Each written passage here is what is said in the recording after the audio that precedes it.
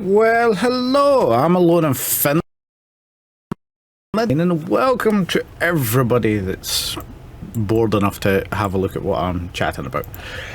So, at the moment, I'm just going to take a little bit of a wander and grab some PI, but wanted to chat some stuff while we're doing it, because some interesting things have sort of happened. We've had a little bit of time since the last expansion has come out. That would be the Equinox expansion. And the survey has just come out for the Equinox expansion, and I found the survey quite interesting from my sort of point of view because of the particular questions that were being asked. So I also at the same time want to answer some of the comments and questions and things like that, because there's one that comes up constantly that I see where somebody said it in my comments, I've seen it on Reddit, I've seen it on other people's comments, comment sections, where they say, well, it's blatantly obvious that the EVE devs just hate the players. And I don't want to be confrontational, but that's the dumbest sort of statement I've ever seen, because you would never hate the people that are funding what you do. If you're a developer for a game, you're going to be doing something you enjoy, because there are many development firms out there in most countries, and you could choose to go out and work for any of them. If you're working with one that is sort of as consistent as CCP but still quite niche, then you're doing it out of sort of love and interest of the game, as opposed to doing it for pure money. For instance, if you are working for EA or one of those sort of places where it's just about the profit and they don't really care. But even if you were talking about a developer at EA and all of the sort of naff stuff that they do, I would never sort of say that any developer there hates the player base. They might be completely sort of disinterested in what the player base has to say, and their bosses above them will be driving for profit over everything else.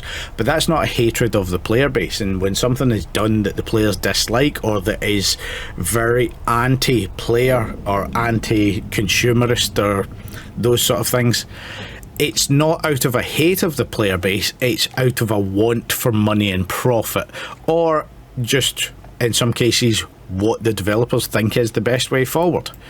Now, a lot of cases I don't think that's always the best way that it could be done. Oops, why am I warping to 100? Let me just change that.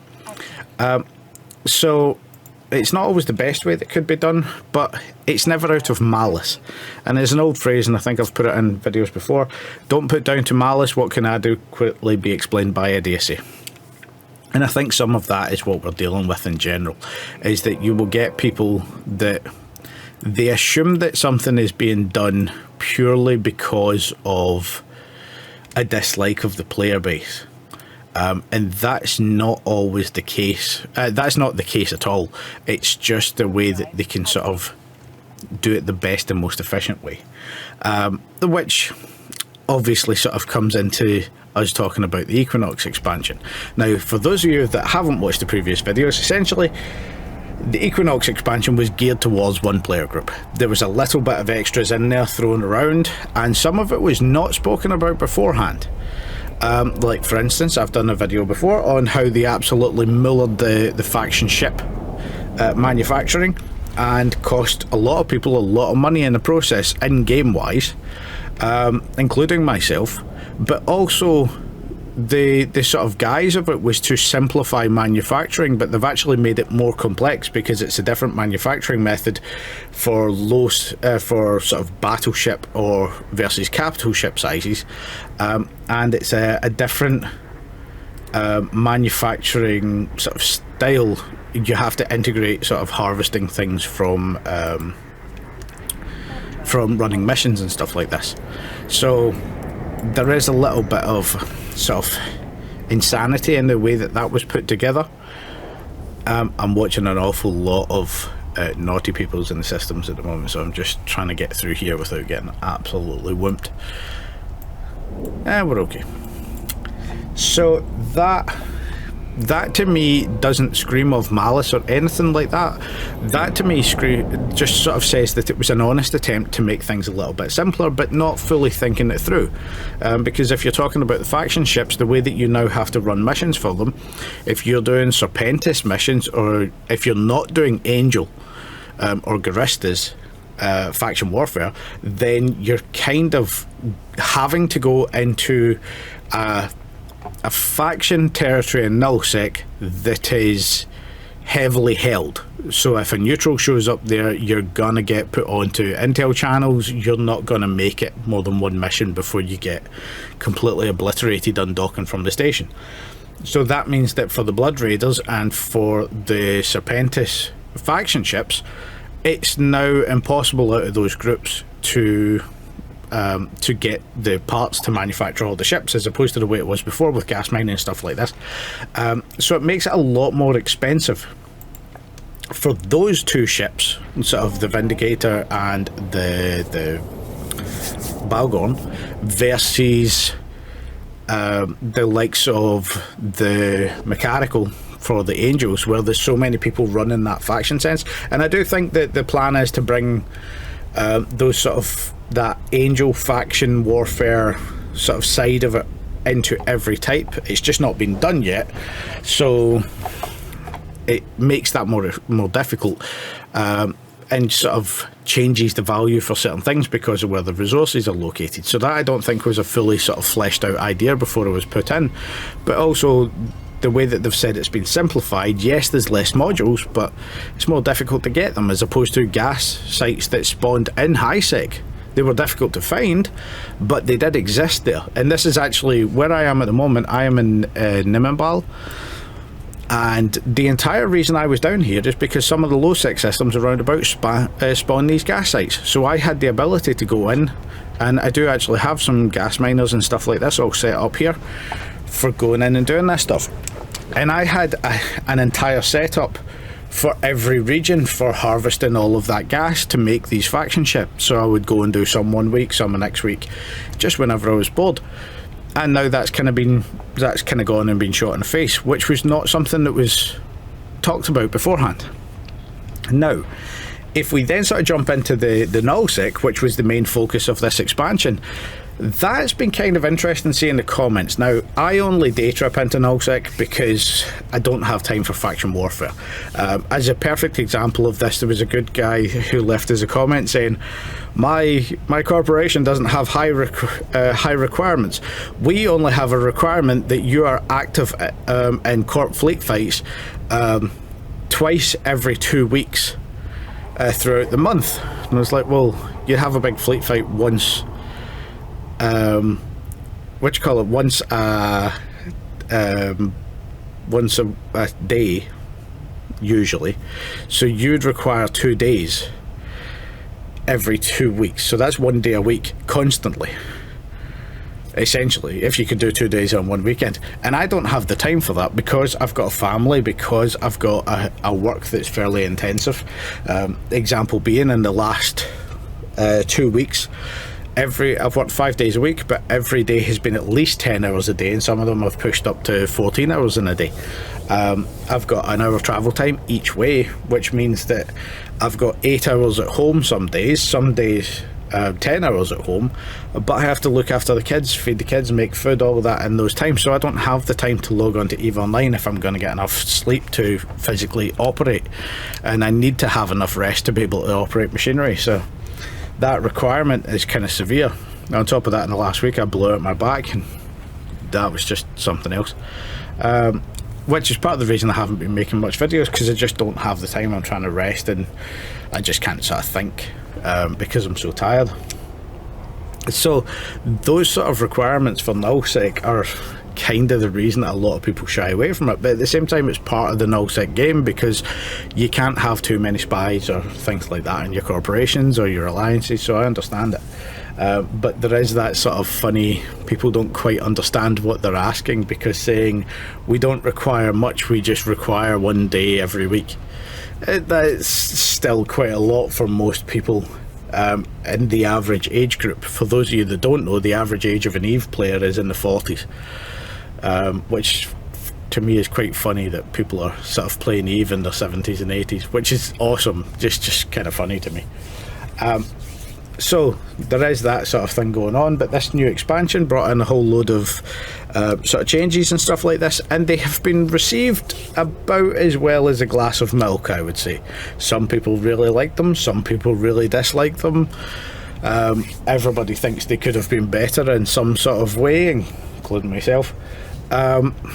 And the funny problem about this, because of how big the expansion was, is it's come in at the wrong time. And let me explain this. So as somebody was talking about this, if you look at it with the amount of player time, player engagement, over the last week, what's this? This is the last 36 hours we've had 22,000 player average. That means nothing because it goes up depending on what day of the week you sort of pick on. If you look at the last week, we've had 21,000 player average on Eve. The last 2 weeks, it's about the same. The last month, it goes up to 22,000. The last 3 months goes up to 26,000. So we've got a noticeable drop there. If you go to the last, that was the last 3 months. If you go to the last 6 months, it was 30,000. So this is where you can see the drop off. Remember, this is the online figures from EVE Online. So since this expansion came out, we have had a noticeable drop. Now, on the face of it, that looks like people have hated the expansion and left, and that is not it. Because if we jump back to 5 years, you can sort of see that we've had ups and downs, and although we are sort of dropping out at the moment, if you look at the time of the drop-off, you will see that that same time in every year there is a drop-off. And the reason for that is because less people play EVE during the summer, so it's difficult to get an accurate figure of what people are doing and how the expansion is being sort of received by people, just because of the way that the expansion, the sort of updates work. Oops, that went to the wrong place. Because not all people sort of play at the same times, and because of the time of this release, it's difficult to just run on those figures and say, oh well, this particular expansion has been badly received because people are not playing the game. Well, people sort of drop off of the game in general during the summer, so that's something that's not great. How it's not great, it's not easy to read and things like that, but we are sort of in this constant sort of drop off, which is becoming a bit of a problem. And one of the things about it is that in general, the game, in my opinion, is, as I've mentioned before, some of the development team and some of the bosses above are a little bit disconnected on what they are doing. And especially now that EVE is, or CCP is owned by a private company that is trying to extract profit, it is doing it short term. Now, I've worked in companies that have done this, where they have tried to extract as much profit as possible in a very short term, but it absolutely buggers the company going forward, and getting back to the same stage is a problem. And this seems to me to be what's happening with EVE, especially when you look at the new client experience. You put on a new account, you come in as a new player, and it's going, oh, you have this, you have an hour to take this deal, you have 2 hours to take this deal, and then that hour or those 2 hours sort of expire, and all of a sudden it says, oh, we have this special deal for you, which is the same one that it was trying to pressure you into in the beginning. And that one thing alone shows that it's grabbing for money. And most people these days, especially because of social media and watching people on YouTube, most people will recognize that immediately as predatory behavior, and that means that they will immediately shy away, as a new player, shy away from that company, because if that's your first experience and your first couple of hours of playing, that is a horrendous sort of tone to set for the game. So that is something that people see and is a bit of a problem. Now, what I want to sort of focus on, because these figures have been mentioned in the past, and obviously that is not something we can rely on right now because of the fact that there is this summer drop off. So there might be a problem there, or there might not be a problem there. Nobody can say without any extra information on top of that. But I did want to put that in the video just to show that that's there, and that's why, because somebody's mentioned this in the past. However, if we jump over here, we have the player survey. So I've just randomly put this. I'm not going to subject this, blah, blah, blah, blah. Can't speak properly. I'm not going to put this survey in. I've already done my survey. However, I just wanted to note some of the questions, because I think the questions themselves show where CCP is at when it comes to this. Because it's how satisfied were you with the Equinox expansion? Well, the majority of the Equinox expansion was geared towards 10% of the player base. So I imagine that sort of middle ground is going to be most players, because it didn't touch most players. And anybody involved with manufacturing, it's going to be slightly less. People in Nullsec that are miners, it's going to be more, because you can set up your mining belts the way you want now. But then it comes down here and it's, where did you first hear about it?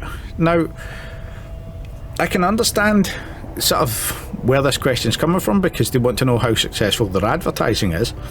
But the fact that they've got Equinox trailers, Equinox in focus video, I couldn't actually tell you the difference between those two. And I sort of get it as I'm thinking more about it, but they're pretty much the same thing. An in focus video is the same as a trailer. Then they've got the in-focus news items, but down here they've got the stuff for the Eve launcher, which is what sort of links to them. So they want to know very specific things, but there's a whole load of crossover there.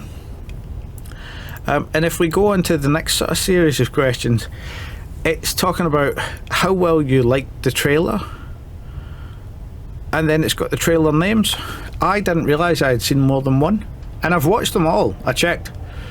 But this is very specific of, oh, we want to know this exact thing.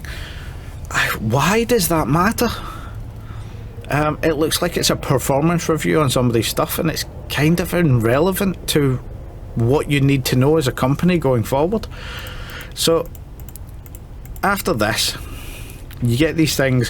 What elements of Equinox communication stood out to you? So that's 3 pages on just how we communicated it. And the only thing that I would say that they missed was what they actually did to manufacturing.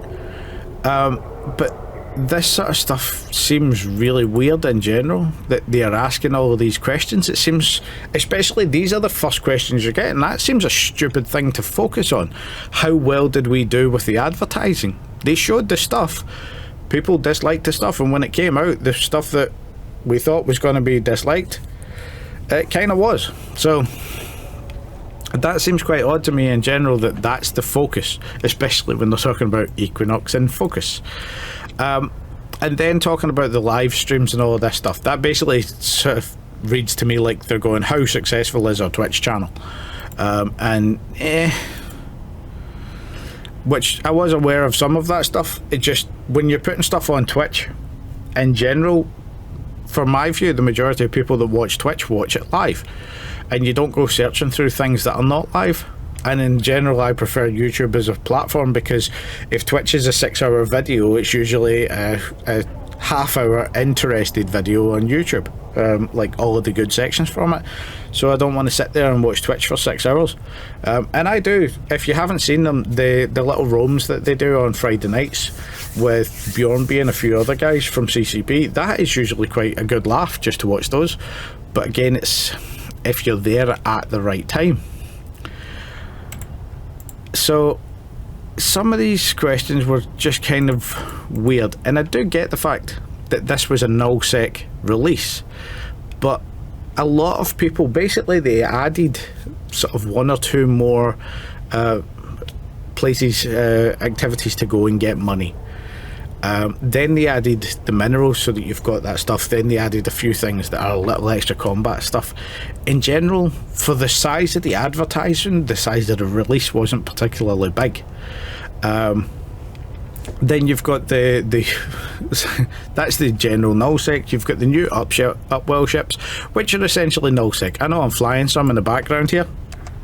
but they only have a niche use for me. They have one use for infrastructure, for grabbing stuff off of planets. I can't even use them to transport refined moon materials or stuff like that. So if I bring anything up, I've got to use a different ship for it. So they have a very niche use, and it's here nor there. If they're sort of decent. The personalised ship skins, in my opinion, are too expensive. It is something nice to have, but the fact that they are quite expensive to produce, I can understand that for selling them, but just in general, they seem to be a little bit pricey. And then when you add that on to the fact that you can't do them for Tech 3 ships, that just annoys me. So it's kind of an odd thing to go through. And then you've got the Equinox in focus videos, asking about that. Again, these questions were already answered, which just seems weird to me that they're still asking this stuff. And then the news items, I'm not entirely sure what that is, as opposed to the normal blog post that you get. They're putting so many titles on them that it's like, here is the internal terminology that we use for all of this stuff. Do you know about it? Which is just sort of a weird way of asking all these questions. It's basically like they're trying to assess how good their advertising was, as opposed to get any information or feedback back about the actual update. And again, here you've got so many of these questions that are about this. Have you used Equinox in Focus series to help other players to understand the new expansion features? I don't understand that as a question. Like, you've talked to somebody else, they've not understood what's going on, so you've pointed them at the video, or the... I don't get that as a question. Never mind. What elements did you find most helpful? You put the stuff out there. How do we have to go through it? And then finally at question 17 we get to how satisfied were you with the features of the expansion? So it takes 17 questions to get to actual feedback about the main sort of thing. That is just a little bit mental for me.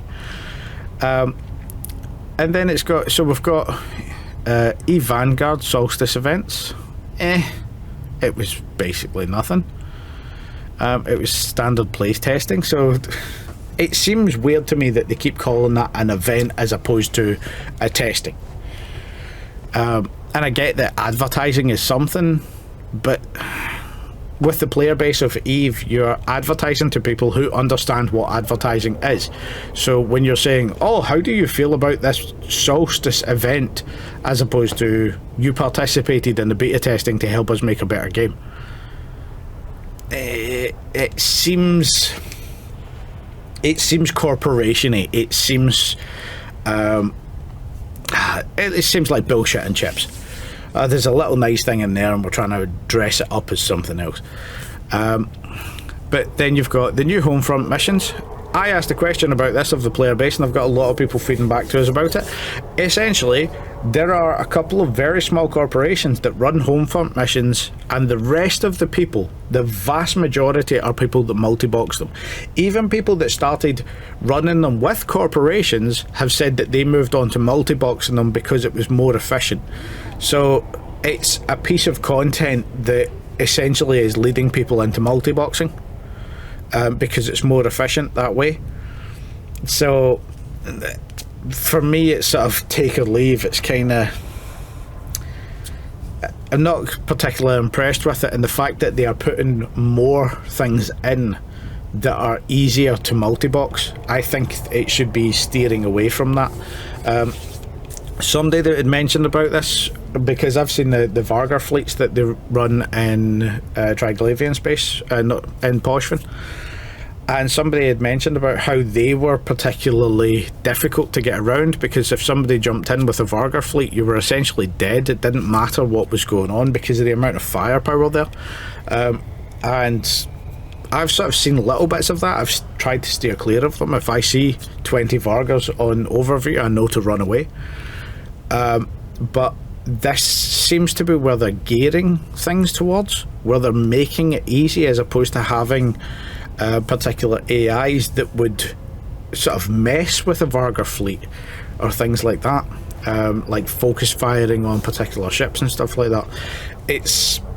I don't know, it seems odd to me that is sort of what's being catered to, and I can understand that multi-boxers in some cases put a lot of money into the game, which is an argument you keep seeing online where people are saying, oh well, the Nullsec guys are the guys that have a lot of accounts, so they are the ones who are putting the most amount of money into games. Which I disagree with, because if you have multi-boxing in Nullsec, you're usually able to generate enough ISK to buy your licenses in a short amount of time. If you can run multiple sites and you can run them very quickly, you can spend sort of 2 to 3 hours getting enough ISK sort of harvested in that you'd be able to pay for the multiple accounts that are running for this. So it's the people in HighSec that are sort of on and off, that are very casual players that do pay for their accounts or do buy ISK. Those are the ones that are putting the ISK into the system that allows the other ones to operate. It's sort of backwards to the way that some people think about it, in my opinion. But again, these are not figures that CCP will release for understandable reason, because if you show where the main value is, you might have to show where you want to be paying more attention. So with this up here, you can see that we've got the ship customizer skin tool, which was a smaller part of the expansion, but is a higher sort of ISK generating thing, in my opinion. And it's not that good. I hate to say it, like, to just sort of come out with it that way, but it's something that I was sort of interested in. I thought this would be good, but you've got the ability to save 5 ship designs. Now, when you actually look at what you put into a ship design, this is not a lot of database space, so why is it limited to 5? That seems arbitrarily odd to me. Also, it didn't explain, when I was going through it the first time, I didn't realise that once you had one design, you just sort of go in and edit it and change the ship that it's attached to, so that one design is the same sort of colouring on multiple ships. I didn't know that off, which, just as you're sort of doing that, if you don't understand that, it shows a lack of the tool showing you what it's doing, which to me was kind of odd. It basically needs more tooltips, in my opinion. But there's a lot of information here that should be sort of there and is just sort of missing. And you've got this, or you can buy stuff from other people, but it just randomly shows up a couple of sort of things. And I can understand that people are putting stuff up for this price, but Jesus, know your audience. The amount of people sort of putting these things up when, like for instance, if you just take that, somebody's put a ship skin up at $1 billion, which would cost you less than 75 million to make. Less than, they've put it up for $1 billion plex. Is that right? Jesus. But it would cost less than 75 sort of plex to make the skin. I don't understand. That just seems like nonsense that's been thrown together to me. And I understand that's people's own pricing on these things. But that's something that is open to abuse, because somebody might not know that, or I think it's daft. I really do. So I just don't think this is a tool that's been particularly well thought out to begin with, especially when it comes to the likes of tooltips. As you can see here, I've made 2 just to play about with it, just because I quite like the black and white skinning. But it's not something that's impressed me.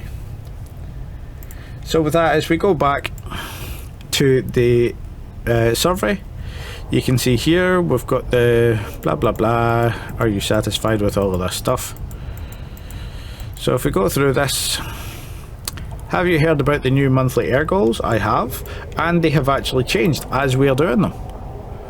So if we go here to the opportunities, it used to be 4 opportunities, and now we seem to be getting double.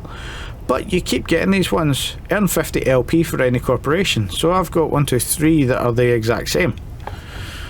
Manufacture an item, scan some signatures, that's doubled up. Destroy non-encapsulators. So for some weird reason this has been doubled up, and I know it's a change because originally it was giving you 5,000 skill points, now it's giving you 10,000 per day. So that something's going on there, and I don't quite understand what, but it's not particularly clear. It's a simple enough thing to do, it's just a weird thing. So to me it's not really here or there. I think it's something that's good and you do get more skill points out of it. It's just not really anything worthy of an update. And as you're going through this, you've got, have you engaged with this? Yes. Have you engaged with the new corporation stuff? No. Right, so as we're going through this, when it's coming to the Skinner tools and the questions for that, it's got, what did you dislike most? Pick 3 items, etc.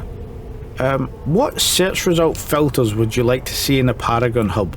And immediately it suggests popular, most viewed, most sold, character names, corporation names, colour. Those are very obvious. So why the hell are they not there already? If they are that obvious to put them into a survey, why were they not implemented right at the beginning? Because adding some search results in isn't a particularly difficult thing to do. So it just seems needlessly left out, which is starting to get into that point of when games release and they release with day one DLC that has a whole load of the things. There's a particular, I don't play the Assassin's Creed anymore because of Assassin's Creed, I think it was 3 or Black Flag. I can't remember which one it was, but they had at launch the game didn't make sense. The ending did not make sense, and I didn't find out until years later that it was because the ending was actually in one of the DLCs. It changed the entire ending and added in something so that you understood why, I think it was Lucy, had become a traitor. But just at launch you killed her for no reason, and I'm sat there going, what the hell is this? It makes no sense. And to find out about it years later off of, I think it was an Outside Xbox video, where I was like, seriously, that's what they did? And I went back and had a look at it, and sure enough, that was the DLC was different. This is the same thing as that, where you've got something that is very easy to implement, you've clearly got it ready to go, and you've just arbitrarily decided to leave it out. And that smacks very much like that is something that would be added at a cost. It may not be, it may be, but it's so easy to implement. Why wasn't it there in the first place? So this is this is kind of the reason that I won't get sponsored by Eve for making videos, because I'm looking at these things and going, what the fuck are you doing? So that's some of that stuff. Let's jump on to some other bit. Right, so this is a good one. As we are in the Nullsec features and stuff like this, leading up to the Equinox expansion, several in-game elements were introduced. Which of these were you aware of? The prototype orbital skyhook, built in-game. Corrupted cryoship fragments, dropped in-game. Ocfin event, chemical tech convoys, all of the above, none of the above, etc. Now, I didn't know about the chemical tech convoys, and I thought the Ocfin event was the prototype orbital skyhook. So I'm not entirely sure which is which. Maybe it's something else that I don't know. I'm assuming it is from the way that question's worded. And the cryoships, I think I saw a video about that, but it wasn't well sort of spoken about. But these were things that were sort of, that were put out in a couple of videos, but again, they weren't really mass advertised. And it's essentially, when they do these updates, they seem to be expecting you to go through everything, hours of video, hours of news articles, to get all of the stuff in the updates, as opposed to quickly giving you a list there. And then changing major features for some things. I'm going back to the pirate expansion for the Garistas, where they messed with the actual security statuses, which still exists in game at the moment. And it's this sort of, well, you should have spent these several days learning about this stuff before playing the game. I don't, the entire point of skill training in the beginning was that you would sort of slowly build up over time, but then people started to point out that you were actually getting you were paying money to not play the game initially, and that's why they upped the amount of skill points from starting with, I think it was like 30,000 skill points up to 300,000, 500,000, depending on how you trained. And this is going back to that.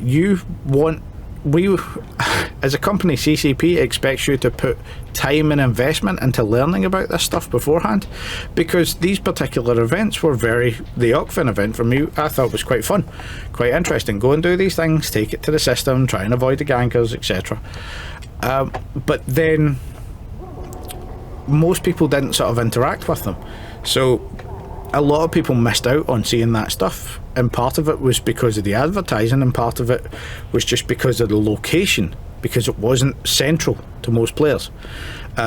If you existed in Caldari space, it was very central to Caldari space and closer to Nullsec, but it wasn't sort of, if you were, because of the way that the Eve map has been redrawn after Poshvin, if you were down in Amar space or Matari space, it was going to take a while to get up there. So it's kind of an odd sort of thing to be focusing on. Then we've got some stuff, age, male, female, non-binary, stuff like this. This is a question. If anybody wants to put their answers, their thoughts, their stuff down in the doobly-doo below, please leave a comment with this. Why does it matter the demographic of the person playing the game? Why are they trying to appeal to a particular age in a particular way? That always strikes me as odd, because surely a game that's engaging would be engaging to everybody. But, and especially Eve, you've got a subscription there where your age and stuff like that goes in. So it's always kind of confusing to me. So yeah, that was the survey, and that was kind of, to me it showed that they focused as much on their advertising as they did on the actual content, which to me, when you're asking about the game, feedback for the game, focusing that much on the advertising for it is just kind of baffling. And it shows a weird sort of, a weird view in what they're doing, as how do we make this more effective to advertise, as opposed to how do we make this more effective as a game, which, that's unsettling. It's not something I like to see, just because of that fact that it's something ancillary to the game that they seem to be focusing on. I don't quite understand why that would be. So leave your thoughts and stuff like that below, please do, because it is something that confuses me in general. And I'm getting warnings because I can't put in all of that stuff to infrastructure hubs and things. But we're going to head out for a moment, head up to Jita, and I think this has run quite a little bit of me sort of going through that. For me, this expansion, I just cannot speak today.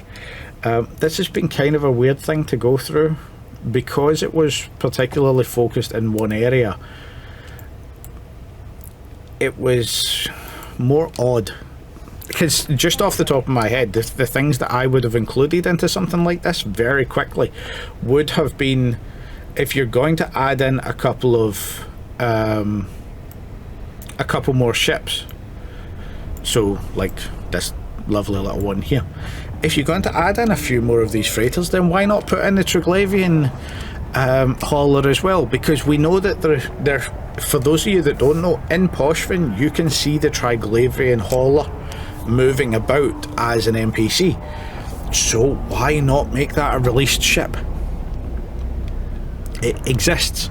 I have a bit of a bugbear about that particular thing, because in my first year in the game, which again was back in 2005, I saw one of the Jovian haulers. I don't know if there was more than one, but I saw one, and it was kind of this sort of saucer shaped thing. It was really cool, and it was one of the things that I always wanted in the game. And the fact that they at one point just pulled out all of the models for the Jovian ships entirely from the game, if you don't know, this is a thing that happened, that just seems entirely stupid to me. When you've got that resource there, you could have made it something like ruined Jovian, derelict Jovian ships, and continued with some of the lore of the game. That it seems weird just to waste that, especially when it's got such a hook for the older players. And that is something where I think it's not, again, it's never out of malice, but I think it was a missed opportunity, sort of, because people don't think about the people that are in the game for the long term, that like the lore and the universe around about it, as opposed to the people who are into fight. Because you will get people that they like the big alliances, they like the conflict and all of that jazz, but that's actually quite a niche section of EVE. It's the loudest section of EVE, but it's still a niche section, and there are players that enjoy the lore, players that enjoy that story time, and it's something that's overlooked in almost every mass multiplayer game out there, is that people don't engage with that 80% of the player base that is not interested in PvP. So I think you make more of that content, then you get more things in. The exploration, the building, stuff like that is interesting to people.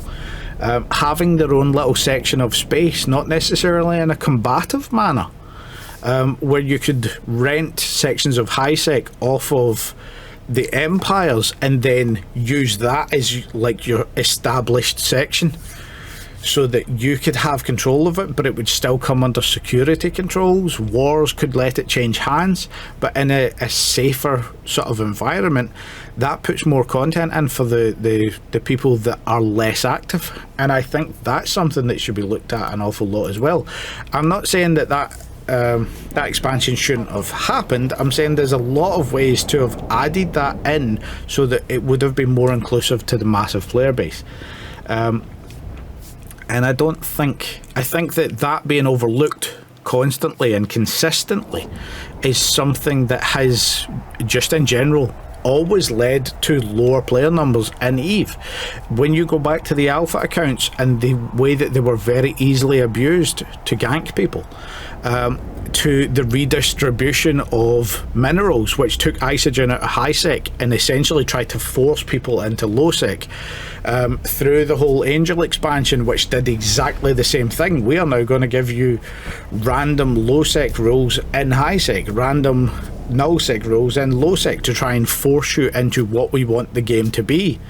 Except the game isn't what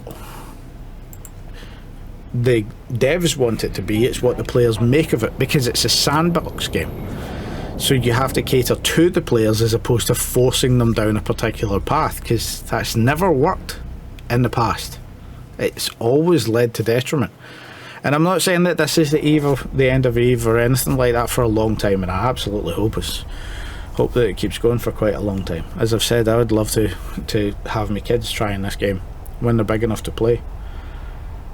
I'd like to be playing this game when I'm retired, and I've still got 20 years to go at least, if I ever get there. But this is something that, for me, it's a bit of an annoyance when you see this sort of single-mindedness or closed focusedness to what's going on. And part of the problem for me is that some people have been screaming about this from the very beginning, but those voices got drowned out by the masses. Or the mass, not even the masses, the little bees, the clusters of people coming together that have gone, this is our focus, this is what we want the game to be. Like, okay, well, that applies to the section that you fly in, what about everywhere else? Oh, we don't care about that, so we're not going to mention it. Thanks for that. So, with that being said, I'm hopefully going to get some more videos done next weekend, and there's been a few of them, and to explain what's been going on, because I've been working so much, I've been absolutely knackered. I haven't made videos in the same way that I've wanted, but then on top of that, I was quite badly injured, and it's getting better now. It should be okay. But I made a video last weekend, and when I was going through, I was playing it back because I always try and play it back to check in any sound issues, and I could hear myself constantly breathing, and it was just straining against the pain in my back. But it sounded so odd to me, and I tried to correct it. I spent about an hour and a half trying to correct it so that I would take that noise out, but it was through my speech, and I couldn't really correct it, so I just sort of sacked off the video as was. And I'm going to try and get it going again, see what I can do about this stuff. But that's where some of this has been a little bit of a bit of an interesting show, shall we say, because I'm trying to work through that stuff. So thanks for watching. I hope you lasted. If you did, I know this is kind of a bit of a whinge and a rant and stuff like this, but it's as was said about Bill Hicks, you have to sort of love something to see all the flaws in it, but when you do love something, you do see all the flaws in it, and that's sort of where I am at. I'd like them to be corrected. I'd like to help with that correction, and it's sort of the best way to do that is to scream into the void. So we'll see what happens with this. See you next weekend. Bye.